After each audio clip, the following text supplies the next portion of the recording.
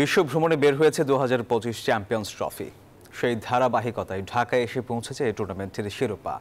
প্রায় 3 কেজি ওজনের ট্রফিটি মঙ্গলবার থেকে প্রদর্শনী শুরু হবে বাংলাদেশে। শুরুতে কক্সবাজার এবং তারপর ঢাকার বসুন্ধরা সিটি শপিং মলে সাধারণ মানুষের জন্য উন্মুক্ত থাকবে ট্রফিটি।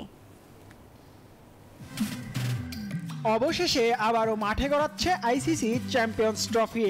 8 বছর পর আগামী ফেব্রুয়ারিতে শুরু হচ্ছে ব্যাটে বলের লড়াইয়ের এই মিনি বিশ্বকাপ, যেখানে স্বাগতিক পাকিস্তান। তবে ভারতের বাগড়ায় এখনও আয়োজন নিয়ে আছে শঙ্কা। এত কিছুর পরও বিশ্ব ভ্রমণে টুর্নামেন্টের ট্রফি 16 নভেম্বর স্বাগতিক পাকিস্তান থেকে শিরোপাটি যাত্রা শুরু করেছে। এরপর আফগানিস্তান ঘুরে সেই ট্রফি এখন বাংলাদেশে। সোমবার দুপুরে চ্যাম্পিয়ন ট্রফি ঢাকায় এসে পৌঁছায়। এরপর বিমানবন্দর থেকে রাজধানীর একটি 5 তারকা হোটেলে রাখা হয়েছে এই শিরোপা। মঙ্গলবার কক্সবাজারে যাবে ট্রফিটি। কক্সবাজার থেকে আবারও শিরোপা রাজধানীতে আসবে 12 ডিসেম্বর। এদিন ট্রফিটি বসুন্ধরা সিটি শপিং মলে সাধারণ মানুষের জন্য বেলা 11টা থেকে রাত 8টা পর্যন্ত দেখার সুযোগ থাকবে।